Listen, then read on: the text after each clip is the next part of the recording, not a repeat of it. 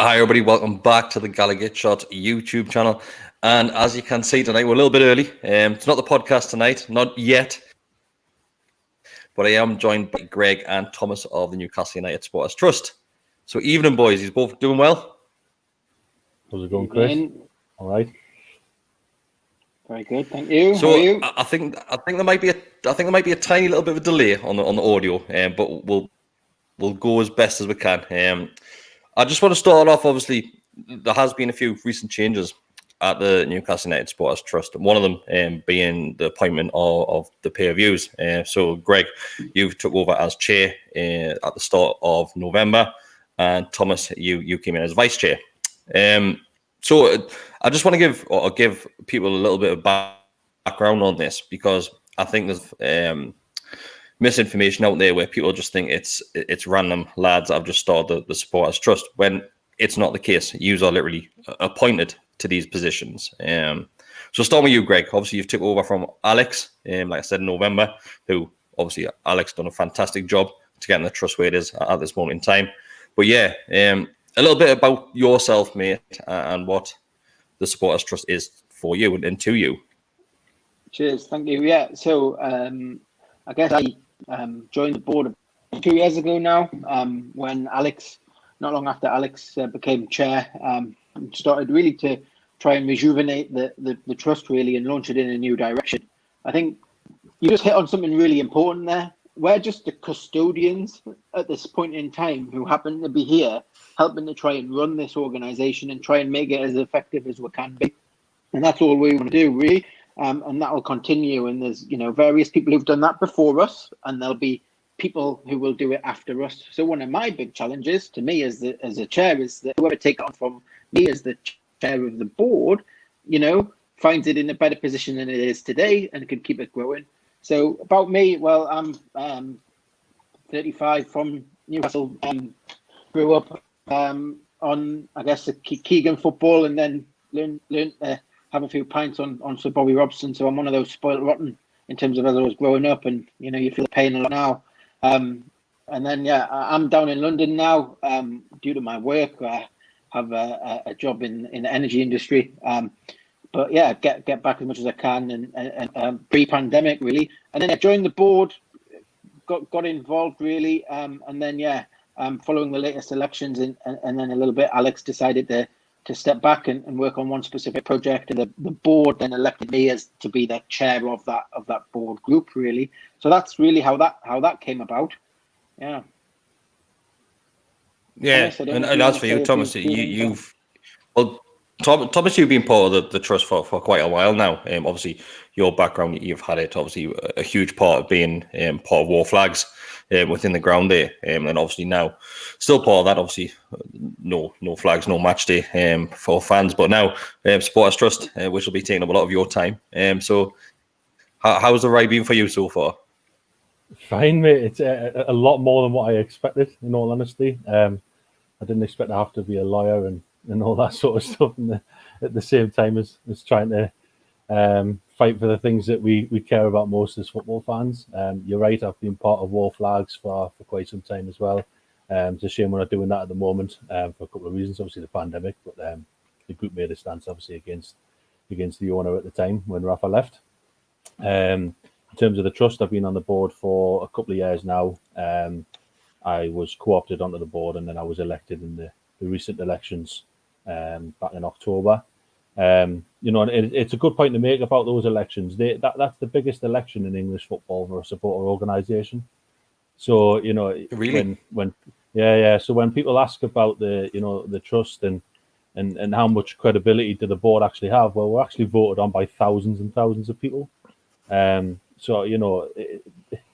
best bit about the Supporters Trust for me is the fact that we have so many members, and whoever takes over for me in the future, hopefully, as Greg said, they find it in a much better condition than what we found it in, and they can take it on to whatever the next board wants to take it on to, But for me, for now, it's been great. Like I say, I've done a little bit more than what I thought I was going to. And obviously there's a lot of work planned, my terms for the next 3 years. So we have plans, we have ideas, and we've just got to make the most of them. Yeah, so Greg, one of the things I wanted to speak about is there's been a lot of stuff, I would say, in the last 24 hours mainly about what the trust actually does and what it's done in the last couple of years since it had obviously the revamp and the makeover, shall we say. So do you just want to give obviously a rundown, because I know there is plenty of stuff which the trust have done, and it was alluded to yesterday where of course the trust don't stand on a pedestal, they don't stand on the rooftops and shout it as loud as it possibly can.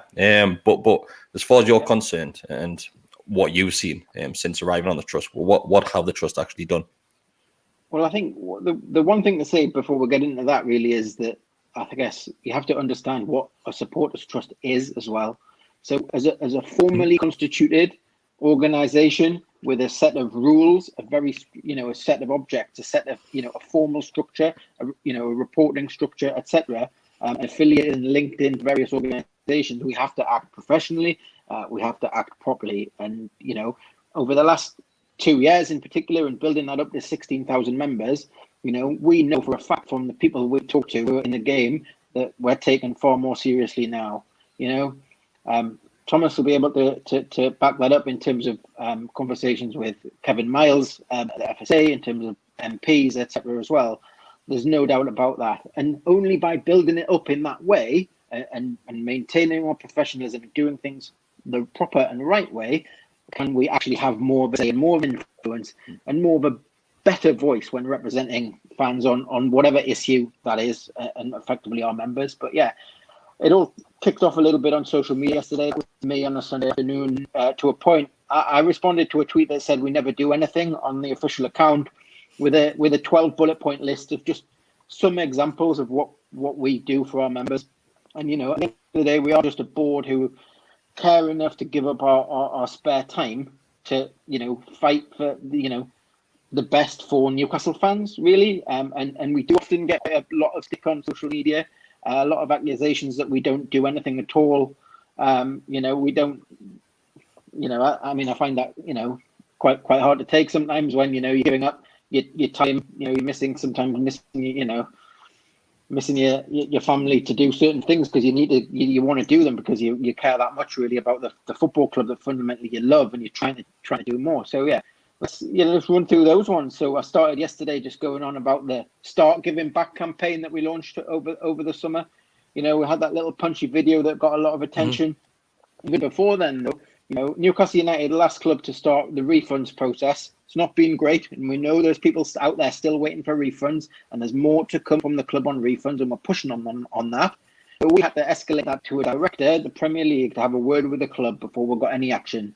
And then, even after some limited action, we launched this video campaign that took off, and only then do we get the news on the refunds. Thomas will probably say a bit more on that later, because ticketing's more his bag in terms of how we divide our responsibilities, really. Then another one we launched a couple of years ago now was that loyalty point protection campaign for a lot of people who've been in that unfortunate situation where they've not wanted to carry on in terms of how the football club's been run. Another big one, actually. In fact, I'll be here all night if I go to everything. But how often did you see it reported in the media that 97% of Newcastle supporters or 97% of Trust members were in favour of the takeover by PCP, PIF and the Reuben brothers? I read it everywhere because it was in local media, it was in international media, it was in national media, it was in articles in Chinese, in Mandarin, you name it. That number got out there, that figure got out there, and that was us standing up for Newcastle fans in the face of, at times, an absolute barrage of absolute, well, almost abuse on certain angles, on a situation and a takeover that we didn't choose the people who come in to buy the club. I mean, their plans sound fantastic, and then various journalists absolutely attacking Newcastle fans constantly, and we got that figure out there all over the world. That's one of the key ways that we can have that voice of supporters, and it goes on and on. Really, we escalated serious concerns at Burnley last year or year before, I think it was, with some concerns there around some of the incidents there, crowding, etc. I guess it's very old ground down at Burnley, isn't it? Obviously, we wrote to the Premier League in support of the takeover. We engaged legal counsel to do that. we on the legal barrister's advice, we didn't release the letter. His advice to us at the time was, don't release it. He said, if you release it, it's just a stunt. It has no effect. So put it into the process, and once that process is done, share what you've done. So that's what we did. Thomas had the pleasure of sitting in front of Richard Masters for half an hour, detailed questions, that were prepared and worked up in advance. You might not like those answers. Most people don't like what the Premier League have said to us, but we're the only organisation that managed to get in front of him and sit there and ask those questions at the moment. And that, we coordinated with a number of fan groups, podcasts, channels, and etc. to launch the Right to Your MP public pressure point after Alex had spoken with Amanda Staveley and asked for that political pressure. And that was applied. We set up a tool with the help of one of the guys in one of the other groups, and between us, we all, got that out there. 8,000 letters, I think it was. Response from every MP in the Northeast. Response from Boris Johnson. A response from the Chancellor. To say we do nothing, and they only get that really on Twitter. Really, it doesn't come anywhere else. People, majority anonymous accounts saying we do nothing is what's quite. Well, it's just nonsense. I think, to be honest with you, Greg, I think I had the same discussion with Alex. Alex came on and done a podcast and a show, I'll probably say a year ago now. And it was the same things getting echoed, where it was around just after the campaign, where it was £1 to sign up. Lifetime membership was £10 at the time, if I remember right. And there's a lot of people asking, well, where's the money going? And where's this going? But I'll go to you, Thomas. These accounts are accessible by fans at the end of the year, if I'm led to believe correctly on this one. So in regards to money, it's not a case where the money's sat in an account just so you can go and spend it. The money for when it's needed for the fan base, and if the trusts see an opportunity arise from them to get more of a connection to the club and bring the fans closer to the club. It's not a case of just spending the money because it's there. You're exactly right. That's exactly what it is. The money is there. We publish the accounts, and they're all on the website for people to go and have a look. You can see what's happened to any money we have spent. Normally just goes on running costs of the website, sending out emails, because obviously that costs a lot of money, and sending emails to over 15,000 people it's going to cost a bit of money. It costs more money than what people think, mate. People think sending an email doesn't cost much money, but when it's a batch of emails of hundreds and thousands of people's cost. Yeah, exactly. So, like I say, all the accounts are published on the website. People can go and have a look. We've got nothing to hide. That's one of the biggest things. I'm a Newcastle fan. I'm home and away all the time when we're allowed to be. People, I've got a lot of mates who are Newcastle fans. I've got nothing to hide. People can come and say something to me face if they wanted to, when they can. I can have a conversation with anyone. The money is there to use for trust purposes, to help Newcastle fans, to help the community, but it has to be based around Newcastle United and the Supporters Trust. Greg will be able to expand on that a little bit more, but that's what it's there for. It's still there, and it'll be there for, like you say, whenever we find a purpose for it. Whenever anyone else is elected in the future, they may find a purpose for it. But it's there, got nothing to hide. It just comes in from membership fees. Based on the rules, we have to charge a membership fee. That's the rules that we follow. So obviously, with the amount of membership that we've got, we're going to raise quite a bit of money. So it's just one of those. It just going back to what I've said. It will, if we find a purpose for it, then obviously members will be consulted, and we just go from there. Yeah. Anything to expand on that one, Greg? I just agree with all of that. Everything's open and transparent, and the other thing about it is, if anyone wants to have a constructive conversation with any of the board, we'll be up for a conversation like we're talking now. We're not perfect. We don't have the answers. We're just the group of people who happen to have put our heads up above the parapet, almost. Put ourselves in this world because we want to, but we don't. We don't have the answers. I, as the chair, don't have all the answers. The board together doesn't have the answers. We have a great mix on the board of different views and opinions on various topics. But get in touch and where we're all is, and but. Don't just, we can't. For a start, I have a day job that occupies my time from 8 o'clock in the morning till 6 o'clock at night most days. I can't spend my time monitoring Twitter all the time, and neither can the rest of us. So drop us an email, It's board@nufctrust.co.uk. Set up a video call. We'll have a chat. I wish we could go for a pint, but we can't because of current circumstances, and just talk things through. If you've got legitimate ideas or whatever, we're open to all of that. But I think the most important point there that Thomas raises really is that, yes, everything's open, everything's transparent. The accounts get published, they get sent off to the and put on the Mutuals website. I think it's called. We're a community benefits society, registered society.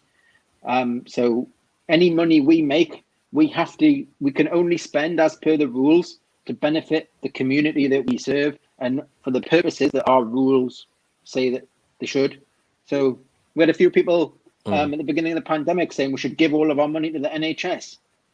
Now, as lovely as that is, and I would have loved to have been able to make a big donation to, key workers who are doing a brilliant job here, but we actually can't do that. Our rules say that we can't use our members' money for a different purpose, and that's there to protect that money.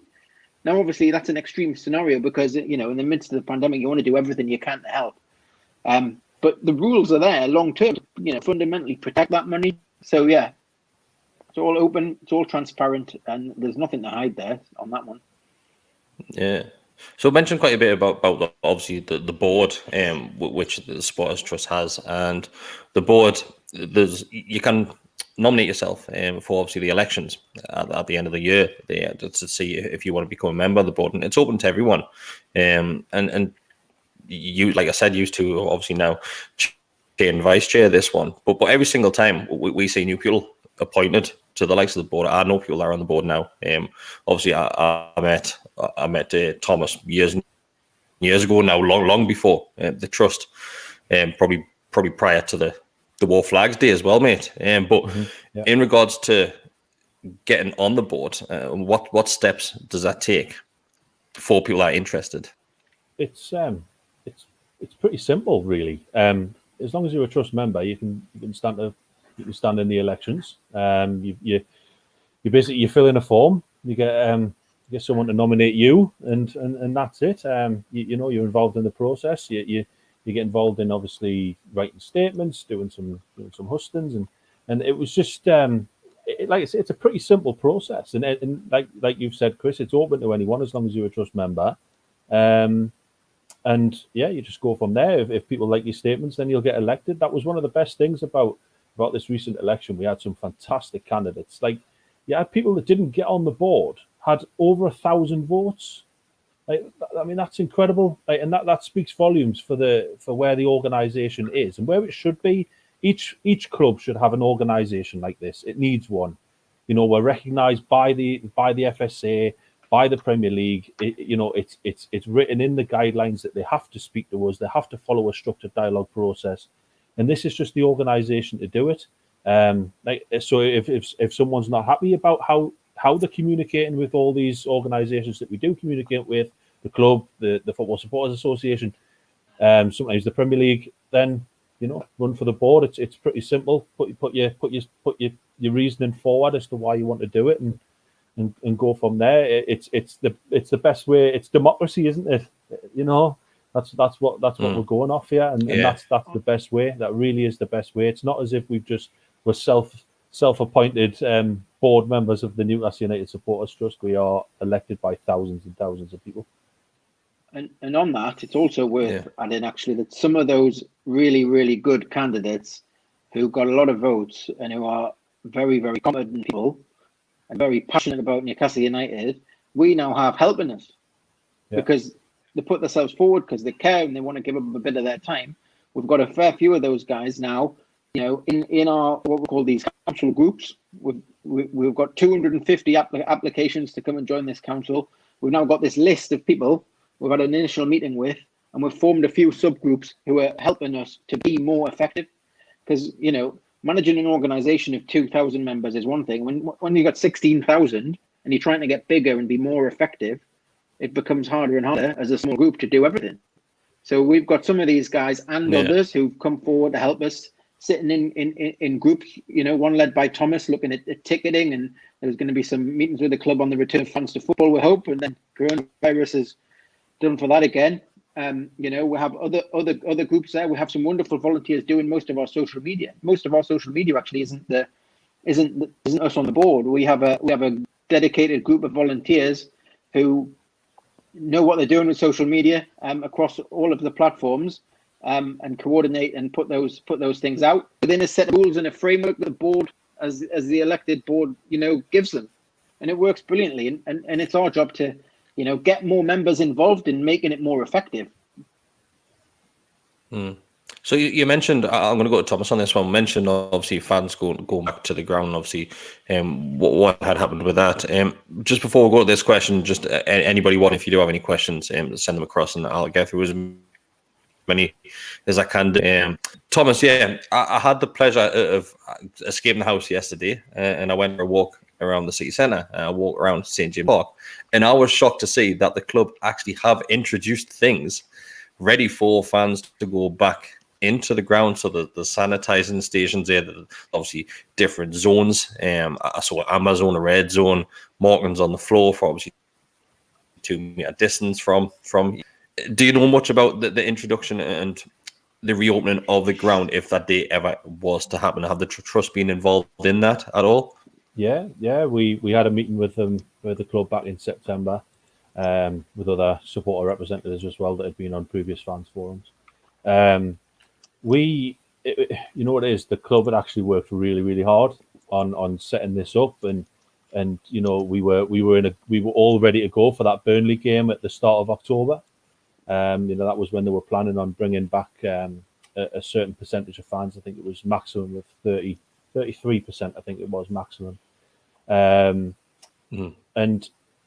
yeah, we were so close. It was devastating when obviously the government announced that we couldn't go back. But they'd put in all these, you know, hand sanitizing stations. You know, there was conversations about how it was going to look with the kiosks, how it was going to look outside the ground, and it was all a lot of work had gone in by people in the club to get this ready. And I really felt sorry for some of them who would obviously put in a lot of work and couldn't actually bring it to the fore.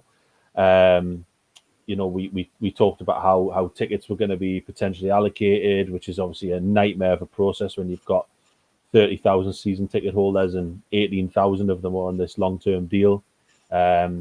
You know, we talked about potential ticket refunds. Obviously, that matter had to come up again. And just how it was going to look inside the stadium, you know, the seating arrangements, what groups we were allowed, because at the time it was 33%. Now the government of the last, obviously when we went into the tier system, if you were in tier 2, you were allowed 2,000 fans. If you were in tier 1, you were allowed 4,000 fans. We never had a meeting about that one, and we hope to in the future, I assume, when we go back to the tier system. But I have a little bit of sympathy with the club as to how on earth they're going to allocate 2,000 tickets. What we have to do as a supporters trust is make names sure in a hat, innit? fairly. Yeah, honestly, it'll probably be a ballot system, but we have to make sure that it's done in a fair way. We have to put the normal fan's voice across to make sure that the split is proper and that as many season ticket holders are looked after as possible. Yes, it's just one of those that hopefully we get to revisit. This is just me speaking. I doubt we'll be back in before the end of the season. If we are, it'll be on this 2,000 basis, and we just have to hope everyone's got the jab in their arms and we're back next season, because I am absolutely desperate at the minute. Like, it's so depressing, especially when when you're meeting the club and you're talking about it. You're talking about going back and you're actually getting yourself up for it. And then, I made sure I had the day off work for the Burnley game just in case I got a ticket and all that sort of stuff. And then it doesn't come to fruition and you're devastated. It's just one of those. Like I was saying, I went for a walk yesterday, and do you know, just up from the Millburn end where they've got the big gates and you used to be able to see the pitch through those gates. Obviously, they've got the shutters there now. I was walking past and I was thinking, I hope those shutters are up just so I can get a glimpse of inside. It's been a long time. I know it has. Honestly, it really has. And when I was doing the flags, I was in a fortunate position of being able to go in the ground when it was closed, just set up displays and stuff like that. And the stadium's like nothing else. You fall in love with the place. You really, really do. And it's a massive miss for everyone. And I think that's one of the biggest things. You know, Greg was talking about Twitter before. It's one of the biggest things for people at the minute. They just haven't got a release. No one's got the release. The release that they have on a Saturday afternoon or Sunday or Monday, whenever Sky want to put one. And we just have to. It's just having that release that we just don't have, and we've just got to bide our time. And like I say, when we get back, we have to make sure it's done in an effective way, and that's what we're here for. To take on board, you know, Greg was mentioning the council. We've got the ticketing council. You know, we've got people on there who are season ticket holders who have been going for years. People who work for different fan organisations. One of them works for Football Supporters Europe. You know, things like that. So we've got the backing of great fans that we can run things by, so that we're not going in blind into these meetings. That we're having. We've got a full. You know, we know what questions we need to ask. We know what concerns we have, things that we'll have to raise. And then it's just running things by people afterwards as well to see if we need to go back with any questions. Because, like I say, we just need to make sure it's done effectively. Yeah, I'm going to go over some of the questions now which have been sent in. So Daryl, one of the members of our channel, has said, I'll go straight to you on this one, Greg. Previous chair Alex was able to have a conversation with Amanda Stavely last year. Will Greg or Thomas be able to do the same at some point in the future? To start, obviously, the answer rolling there, mate. Personally, from my point of view, as a fan and as a member of the trust, I would hope that the likes of Amanda Stavely or anybody interested in purchasing the club, the first point of contact with the supporters should be through the supporters trust. The supporters trust are the organisation there that do have that connection to the club, where the club do have to meet up with the trust. So over you, mate. Is that a case where, like you said, some point in the future, would you hope to be in that position to speak to a potential buyer of the club? If they want to speak to us, we're here. Simple as that. Yes. Yeah, and that's not just for potential buyers. I would say it's for the current owner as well. You would say it was for the current owner. You would hope that there would be something. Absolutely. Yeah, definitely. We, like Greg says, we're there. We would love to talk to anyone that wants to buy the football club. We would also love to talk to the people that actually own the football club as well. That would obviously be quite nice. Yeah, be great. And that's something that we're constantly working towards. Yeah, that's exactly why we're here. We're incredibly easy to contact. Well, right. So most journalists can find us. So you know, I'm sure we can be found. But equally, yeah, Alex had that conversation, and you know, it was left where it was. And absolutely, if that conversation needs to be picked up again, then I'm here to do that.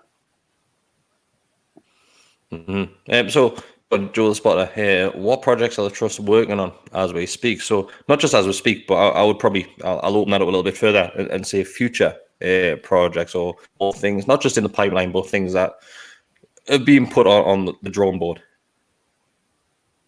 So either of you can answer that one. Yeah, for me personally, most of it will be based around ticketing, but also I was recently elected onto the National Council of the Football Supporters Association, which will be running hopefully very soon a fan-led review into football, and that'll involve all the fan organisations, and that'll be massive, and it's needed. It's obviously needed. You know, Christ, when we're seeing with Big Picture, which came out, you know, there's a serious review that needs to go into football, and it needs to be fan-led, and there's no better organisation to run that than the FSA. And because we're an affiliate of the FSA, we'll hopefully be consulted throughout, and so that's something we'll be hopefully playing a part in terms of more trust-based.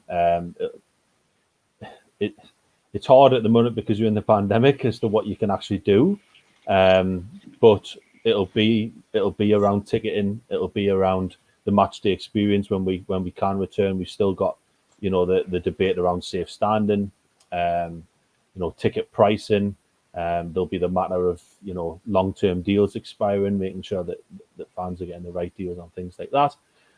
So that's personally from my point of view. Greg will be able to add a little bit more as well. Yeah, I think, you know, one of the key things I'm working on and picked up really is how do we get the message of the trust and offline, and it's not easy. So how do we get our message about what we do, who we are, what we stand for, and grow our membership base outside of social media. And that's a real challenge. So that's one of my biggest things to be working on right now, and is ongoing, is that relationship with the club. They are who they are. We all know that, but we talk to them, and we're trying, believe me, to get more out of them and to improve that relationship. So that's really important, because say what you like around the ownership and the lack of ambition over the last 13 years, the 2 relegations, all the horrific things there. As a supporter, we need that form of relationship. So building that up to be stronger, so that we can do more for our members on the things that matter to them. Really, are probably some of the key things there. And I know one of the questions that someone emailed in before was around that engagement with the club and building that up, and I think that's really important going forward. We know what the club hasn't been the greatest at engaging. What the question was specifically around, Lee Charnley. He said he'll communicate more, but he hasn't done that yet. I guess time will tell with that. But from our perspective, we're trying to build that really, and just trying to be more effective, trying to get us to a position as well as for all of our volunteers, where we can spend as much time as we have that we give up as an organisation, actually doing things that make a difference and doing things that are meaningful. So one of the big changes we've made in the last 6 months, certainly since the pandemic, I think, is actually, and this may sound really basic, but we bought Microsoft Teams. But that's made a massive difference in terms of the professionalism of how we can operate. And we've got instant video conferencing, we've got all the files and everything, that may sound really basic, but it means that we're spending more time on doing things that are worthwhile, like trying to build those relationships and other relationships with the city council, relationships with our MPs, etc., to be more effective, rather than just getting stuck in correspondence or admin, things like that. So all sorts, really. I think as well, one thing that I've learned whilst being on the board of the trust is that something always happens at Newcastle United that you have to react to, and something new always comes up, whether it be a takeover or something happening, or Bruce saying the fans are being histrionic, things like this, right? So something always happens that we've got to react to. So some things we can't even plan for. We just have to react. We have to, sort of be reactive rather than proactive. And yeah, we just have to deal with things as they come. Obviously, the takeover will rumble on for, well, no one knows how long it'll rumble on for, and that'll always something that we'll have to. So there's been, to be honest with you, there has been quite a few questions in relation to the takeover. I don't, to be honest with you, I don't want to focus too much on the takeover, because it's one of those topics which you can speak about over and over and over again. But there's another follow-up question from Joe the Spotter there, saying, why aren't the trust more proactive for the takeover? Well, I think we are quite proactive. To you, Greg. Sorry. I'd say we are proactive. I'd say, in June, July, we engaged a leading sports sponsor to write to the Premier League with a detailed legal analysis as to why there was no legal impediment for the Premier League not to pass the takeover. I'd say that was pretty proactive. Six months ago plus, and we did a lot there. So there are certain things we can and can't do within our rules. And I had an hour-long conversation with Keith from Newcastle Consortium supporters before Christmas, and it was a good chat. But you have to understand what the Supporters Trust is to understand what it can and can't do, and we simply couldn't do something like that. It's just not within our gift, within our rules, to do that. Best of luck to him in that action. But to say that we haven't been proactive, I think is not true.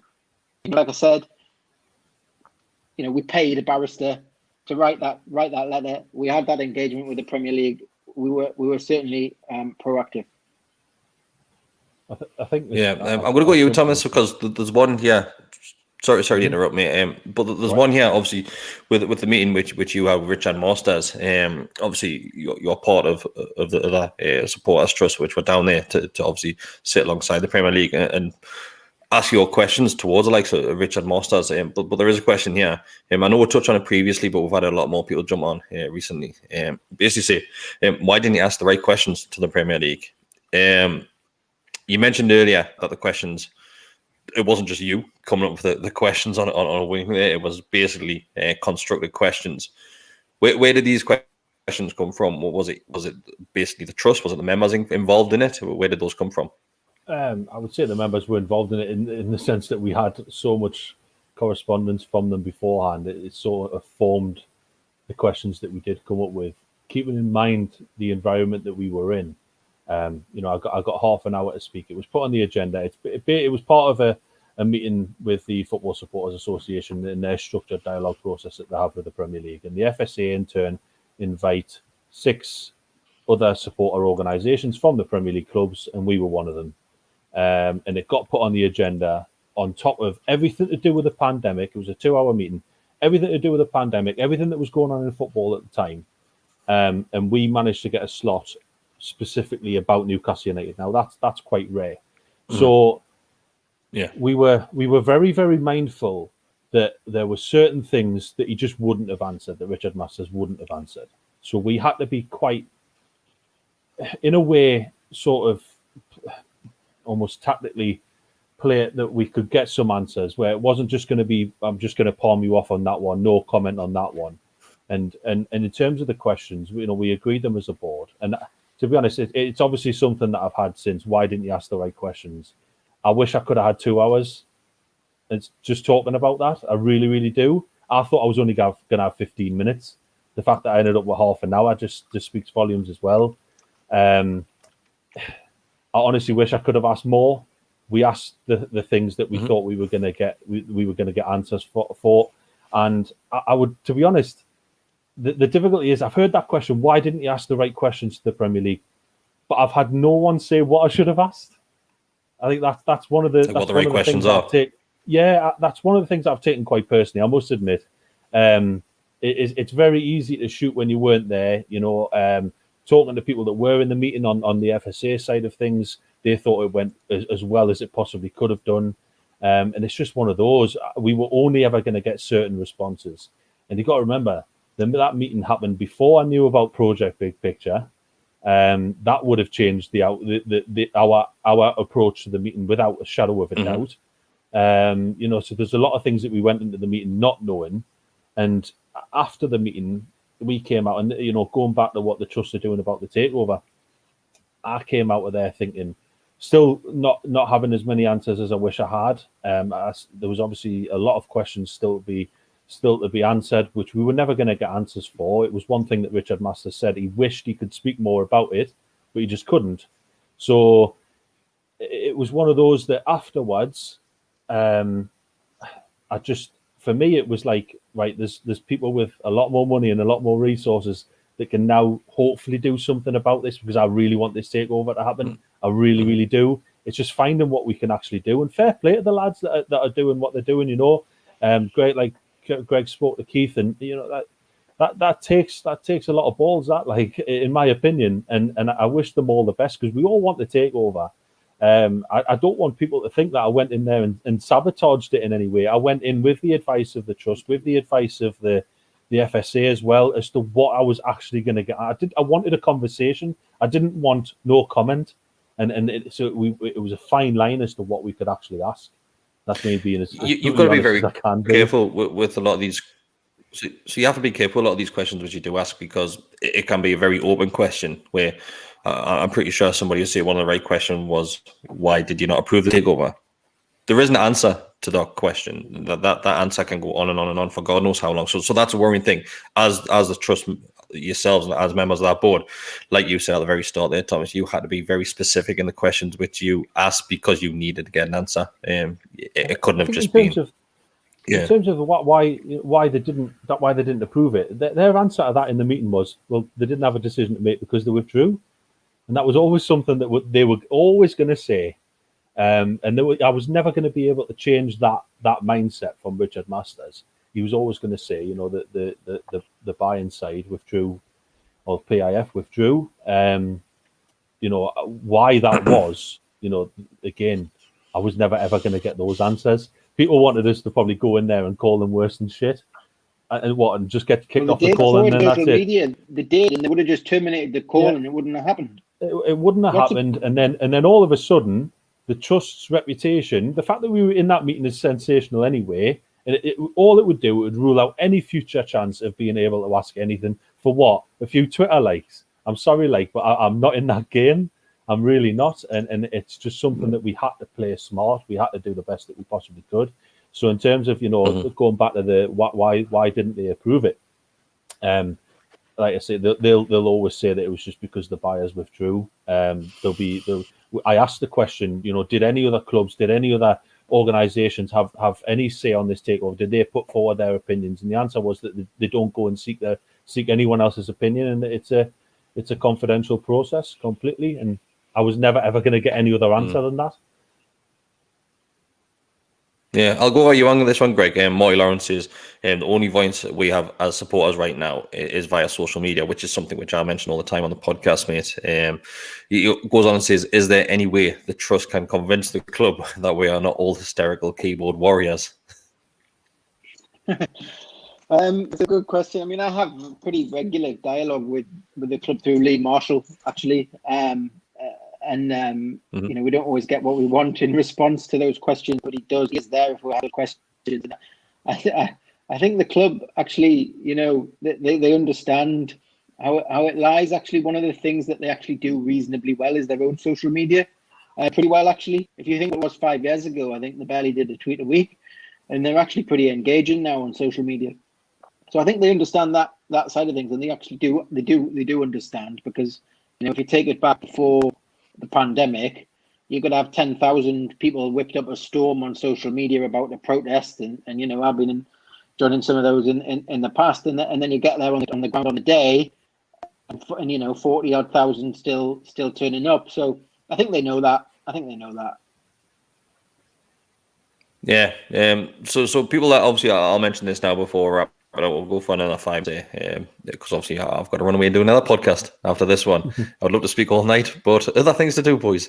But like I said, at the very bottom of the screen there, you can see on the banner that you can sign up, become a member of the Newcastle United Supporters Trust. All the information, it is on the website there, the nufctrust.co.uk there. Joe Patterson, one of the comments says, basically, you don't need to justify the way that you handled it, Thomas. It's obvious you had to be tactful to gain any answers. You guys did well. And I vouch for that. Personally, I'm not scared to admit it. Trust this. I know it didn't really disappear, but when it did resurface, I had my concerns, like many other fans did. But there's people on the board and people associated with the trust that I trust personally, as friends, people that I've solely only met through supporting this club. It's not friends that I've grew up with, friends that I've gone to school with, friends I've with. It's lads and lasses that I've met through the club, and that's it. And there's no better people to represent the club than the fans itself. And one of the things which I wanted to ask you is, before we wrap this up, what is the overall aim of the trust? I know there's been a lot of things mentioned recently about fans owning the club, which personally for me, it's never going to happen. Never going to happen. But are at the point now where, as a trust, love involvement in like the decisions and things like that with the club? So I think, Greg, first of all, you know, thank you. A bit of a delay on there, I think. But I think, first of all, just thank you for your kind words and echo what you've said there. I think the first time I actually knew was for a pint in earnest, when we both had a dislike of a man called Pardew. And but in terms of the club going forward, I think in terms of the trust going forward, it really is to be as influential as we can in terms of the running of the club. And you mentioned that around, you know, like ownership point. I mean, it's important again to understand what the trust movement is, and the trust movement, you know, is all around having the greatest possible influence through some degree of ownership. Now, that is very, very different at, I don't know, some team in League Two or, League One or below, and a Premier League club dealing with what it is. So but fundamentally, go and read up about the Football Supporters Trust movement, and that's what it fundamentally is about, actually. So obviously it'll be everyone's dream that one day it was possible, but I think in the world of billionaires, etc., what is owning it outright, I think would be difficult. But so in terms of what we're doing, it's to get the greatest possible influence on the running of the club. Mm-hmm. What that looks like, that's what we're working on right now, and just to be democratic, fair, open, transparent, and effectively, the way I would say it in short, and I know I can talk a lot, so I shouldn't ramble on, is the aim now is to build the strongest fan-led movement of supporters. So of the strongest movement of supporters. So 16,000 now. Let's double it, triple it, because you have a far better say with more numbers behind it, and then you have far more influence in how your football club's been run. And this football club has not been run well for the last 13 years. I think just to add to that, if I can, it's not just Newcastle United as well. This will be working across the Premier League, across the football pyramid, and changing the way that the game is for football fans. I think our voice is getting louder and louder and louder, and we're just going to be one little part of that. And what will hopefully be it'll be a change across the board that makes it easier for football fans to get their voices heard. And I think that is also obviously Greg pointing towards the individuality of the Newcastle United Supporters Trust, but I think as well we're going to be part of one wider change in football, hopefully, that will hopefully, like I say, it'll hopefully benefit all of us going forward. Yeah. So just to wrap it up, to end it on you, Greg, do you want to tell everybody where they can sign up, what it costs? Yeah. So do join us. Just go online, www.nufctrust.co.uk, and sign up. It's £2 initially to join. That's £1 for a share. That's your share in the trust. And then it's £1 per year for your subscription. An absolute bargain. We've tried to make it as affordable as possible. And because, we will never apologize. And this may sound like we're just wanting to recruit for this members, but we'll never apologize for wanting more members, because more members means a stronger and louder voice. £1 a year, afterwards £2 up front to join. Absolute bargain. It's a quid. Let's be honest. It's a quid a year. You can't really disguise that. It's a quid. and that's the best thing about it. It is as brutal as that. Yeah. That's the best thing about it, obviously. No, it's like the supporters trust out there that could be charging £10 a year. They're charging a quid. They do. We're the cheapest. We're one of the cheapest. We have to charge a minimum of £1. We have to charge a minimum of £1. So we do. We do. Yeah. The funny thing is, when you see some people do like having a bit of a complaint sometimes on Twitter, occasionally you do see other members respond with, "It's a quid. What's your address? I'll send you a quid." Just because, come on. I'm not. I'm skinned. Yeah, I'm skinned as well. I'm skinned. I might run a competition to buy somebody a lifetime subscription to be a member of the Supporters Trust. Because let's be honest, it's only going to cost us £7 maximum from birth. Let's be honest. Right, lads. I just want to say thanks very much for joining us tonight, and obviously members of the trust and obviously people from the board of the trust coming on things like this and on social media, YouTube, podcasts. It's only a benefit, not just for themselves, but for the fan base as a whole, because it just shows how transparent that you are. And it's not just this podcast and this channel. There's other ones which he's going to be appearing on over the next few days, over the next few weeks and months and seasons in the future. It's something where it's an open book. Like you said, he's easily contactable, whether that be on social media, email. Obviously, the email address is available on the website. So if you've got any concerns, if you've got any questions, just email them. It's as simple as that. And to wrap it up, it's a quid. That's all that it is. So that should just be a tagline. It's a quid, and that's it. Just a quid. Right, but yeah, boys, thank you very much. I do appreciate it greatly. Cheers. So keep up the good work. It's been an absolute pleasure to have you on, and I'll see you sometime soon, no doubt. Certainly will. So, cheers.